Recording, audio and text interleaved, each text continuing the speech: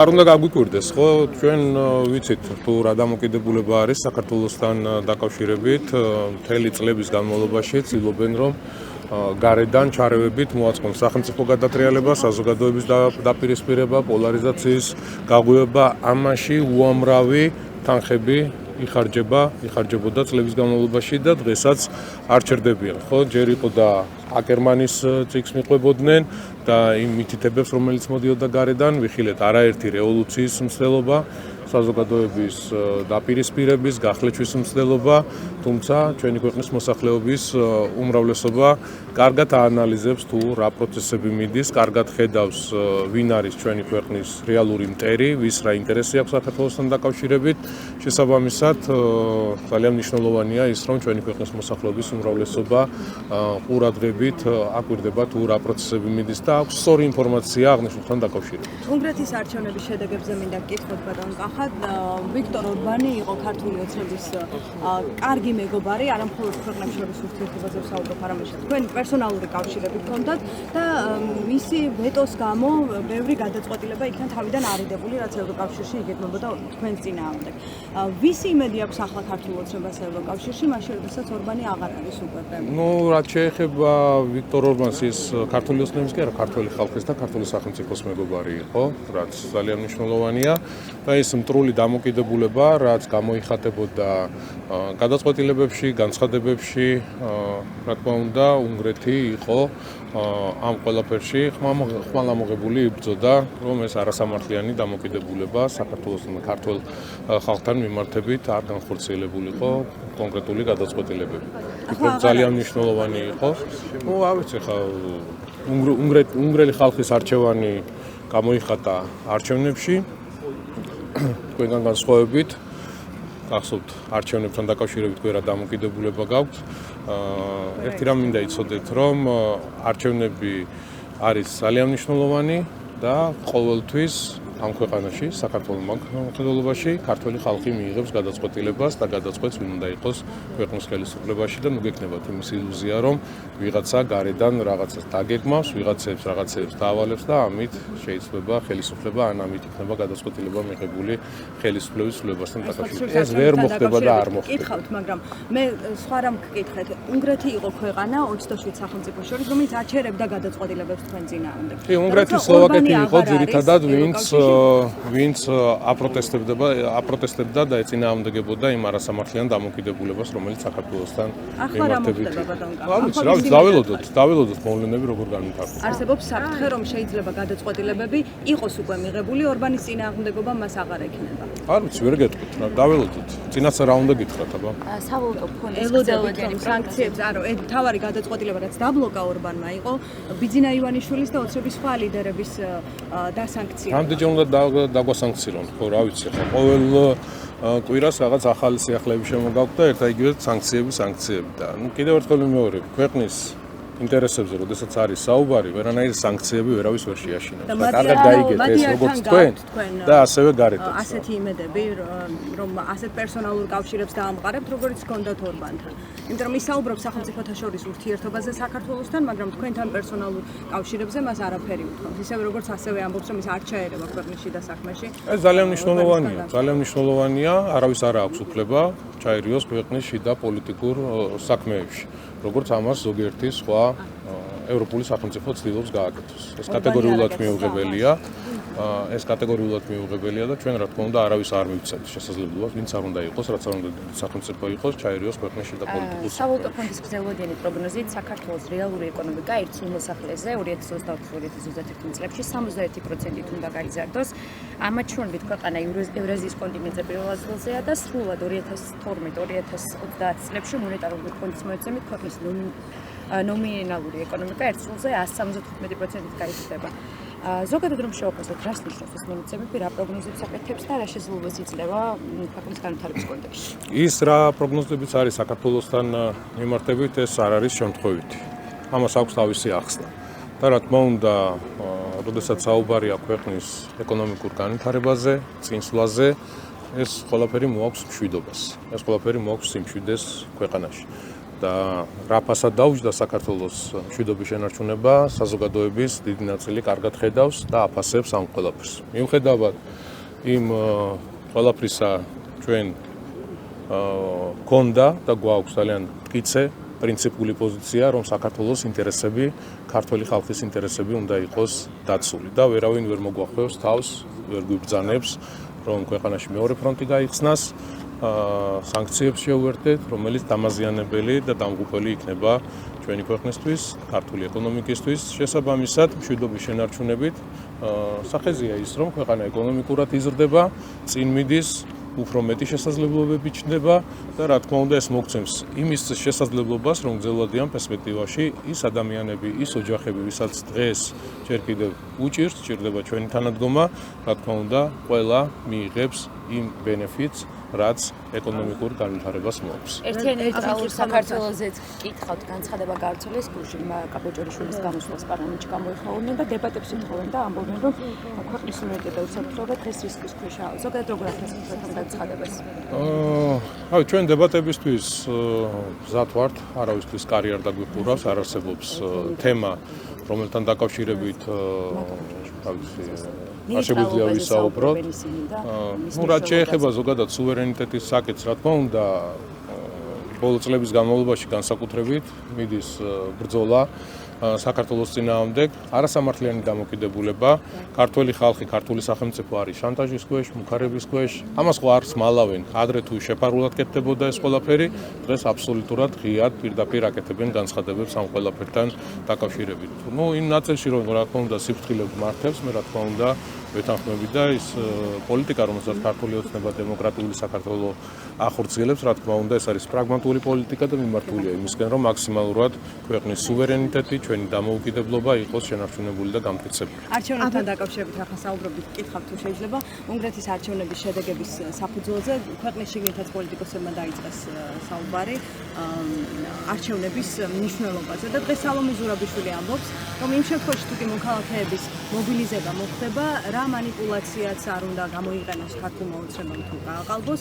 მაინც არჩევნებით შედეგების მიღება და ხელისუფლების ცვლილება არის შესაძლებელი. თქვენ დასიკვეთ ზურაბიშვილი. ეხლა მიხდნენ ხო არჩევნები რომ მნიშვნელოვანია. არიან პარტიები, რომლებიც იღებდნენ კიდეც მონაწილეობას პარლამენტშიც არის ერთი ჯგუფი წარმოქმნილი. ხო. რა გიპასუხოთ, აბა რა თქმა უნდა, ქვეყანაში ვინ უნდა იყოს ხელისუფალი, ამას წვეთს ქვეყნის მოსახლეობა. და ის ილუზია, რაც თქვენ გააქვთ, რაც სალომე ზურაბიშვილს აქვს, რომ ვიღაცა გარედან ბრძანებებს გასცემს, ვიღაცას დაავალებს, ან მანიპულაციებს განახორციელებს ქართულ საზოგადოებაზე, ქართულ ხალხზე, არ გამოგივართ ეს. ქართულმა ხალხმა ყველაფერი ძალიან კარგად იცის, ვინ არის, ვინ ვის ემსახურება, სალომე ზურაბიშვილი ვის ემსახურება, ვისი გავლენის ქვეშ არის, აბსოლუტურად ყველაფერი იცის ქართულმა ხალხმა. თქვენ ნახეთ გინდ ინდივიდუალურად, გინდ რაღაც პოლიტიკური პარტიებით, დღეს ახალი პარტიების შექმნათ, ახალი სახელები დაირქვათ, არაფერი არ გეშველებათ. თქვენ გაქვთ ერთი მთავარი სახელი, თქვენ ხართ მოღალატეები. აი ეს არის რეალობა, მოცემულობა იმ გარემოებებიდან გამომდინარე, რასაც აკეთებდით, რასაც დღესაც აკეთებთ. მოღალატეობრივი ქმედებები ქვეყნის წინააღმდეგ და ქართული ხალხის წინააღმდეგ. ვისაუბრებით ოპოზიციას, რომელთა შორისაც არიან ისინიც, ვინც არჩევნებში მიიღო მონაწილეობა თუ ყველა ვინც ქართულ სახელმწიფოს წინააღმდეგ შემჩნეულია მტრულ საქმიანობაში, ყველას აბსოლუტურად. ირაკლი კობახიძის განკარგულებაზე მინდა გკითხოთ, ობსერვატორიის ცა დაიკეტა 52 კვადრატული მეტრი და ოფიციალურ მიზეზად არის დასახელებული ის, რომ ობსერვატორია სჭირდება სუფთა ჰაერი დასაკვირვებლად. თუმცა ვინც ავიაციის საკითხები იცის, ექსპერტები გვეუბნებიან, რომ ეს არ შეიძლება იყოს რეალური მიზეზი, გამომდინარე იქიდან, რომ თვითფრინავები რა მანძილზეც დაფრინავენ, ის მანძილი არ სჭირდება ობსერვატორიას დასაკვირვებლად და არსებობს ეჭვი, რომ შესაძლოა ბიძინა ივანიშვილი ხაი ნახეთ ყველაფერი რაც კარგი კეთდება ქვეყანაში, რაც კარგი კეთდება ყველაფერს ეწინააღმდეგებით აბსოლუტურად. მე არ მახსოვს რაიმე მნიშვნელოვანი პროექტი განხორციელებულიყო ქვეყანაში, რაიმე მნიშვნელოვანი გადაწყვეტილება მიღებულიყო, თქვენ რაიმე პოზიტივი გეთქვათ, ან თქვენს წარმომადგენლებს პოზიტივი ეთქვათ აღნიშნულთან დაკავშირებით. რაც შეეხება აღნიშნულ გადაწყვეტილებას, მეცნიერებმა მიმართეს მთავრობას რომ დაკვირვების პროცესში თვითმფრინავების გამონაბოლქვი უქმნიდა პრობლემას, შესაბამისად მოხდა დაკორექტირება. არაფერი განსაკუთრებული არ მოხდა. რა არის ამაში პრობლემა? აბას თუმანი, რომელიც იყო განადგურებული, გაუბედურებული და ერთმა კაცმა, ბიძინა ივანიშვილმა, თავისი პირადი სახსრებით თქვენ როდის იყავით ბოლო აბას თუმანში? ამაზე ხომ არ ვსაუბრობთ? არა, როდის იყავით? ეს ერთმანეთთან თანხმედროვანში.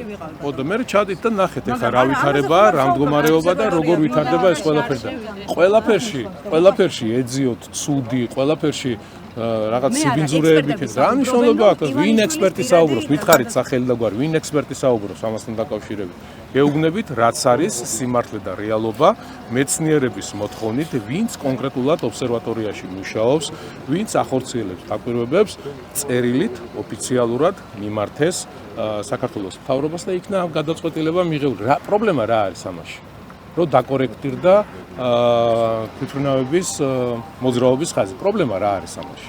პრობლემა არა, ეჭვი, რომელზეც გისვამთ კითხვას და თქვენ ბრალდებებით მოვაწყობთ. გვაქვს შეკითხვები? ერთი კითხვა დამრჩა კიდევ.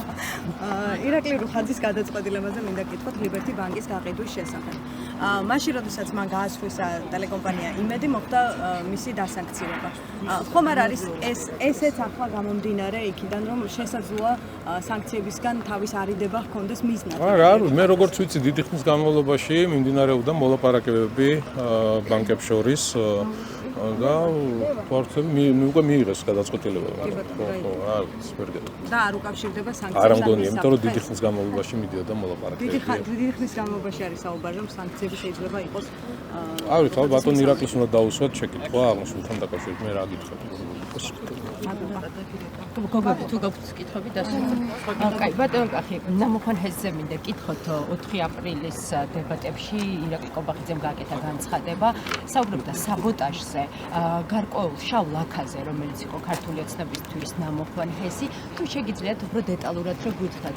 მაშინ რა შეცდომები იყო მთავრობისგან დაშვებული და საბოტაჟში ვის კი, მე გეტყვით ჩემს დამოკიდებულებას, ფოტოშორს რუსტავიურის ეთერში ვისაუბრე ამასთან დაკავშირებით, რომ ძალიან მნიშვნელოვანია ჰიდროელექტროსადგურების პროექტების განხორციელება. ისევ ჩვენი ქვეყნისთვის, იმისთვის, რომ ქვეყანა ენერგეტიკული თვალსაზრისით იყოს დამოუკიდებელი. მე 4 წლის განმავლობაში ვიყავი ენერგეტიკის მინისტრი და ნამდვილად მიამაყება, რომ ჩემი მინისტრობის დროს 23 ჰიდროელექტროსადგურის პროექტი განვახორციელეთ. მიუხედავად იმისა, იყო ძალიან დიდი ზეწოლა, ძალიან დიდი ხელის შეშლა, შეურაცხყოფები, ცილისამება, მაგრამ მიუხედავად ამ ყველაფრისა გავაკეთეთ ეს პროექტები და ერთი ქარის სადგური გორში.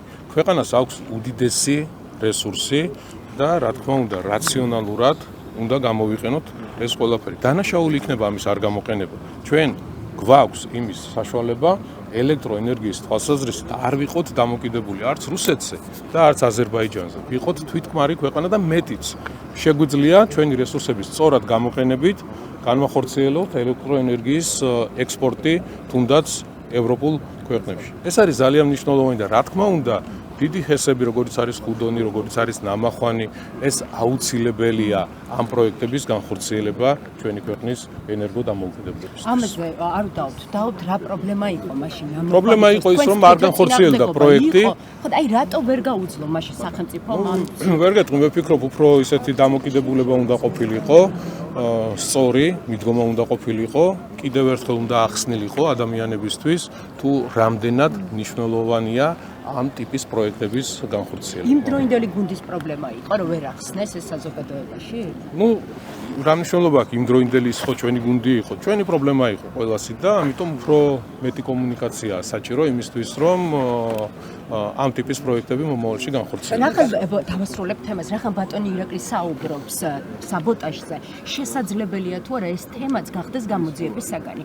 თან კაბალურ კონტრაქტზე, ხელშეკრულების პირობებზეც ლაპარაკობდნენ არასამთავრობო ორგანიზაციები, პოლიტიკოსებიც და გვახსოვს იუსტიციის სამინისტროს დასკვნას, რომ აქ არ არის საქართველოს სახელმწიფო ინტერესები გათვალისწინებული.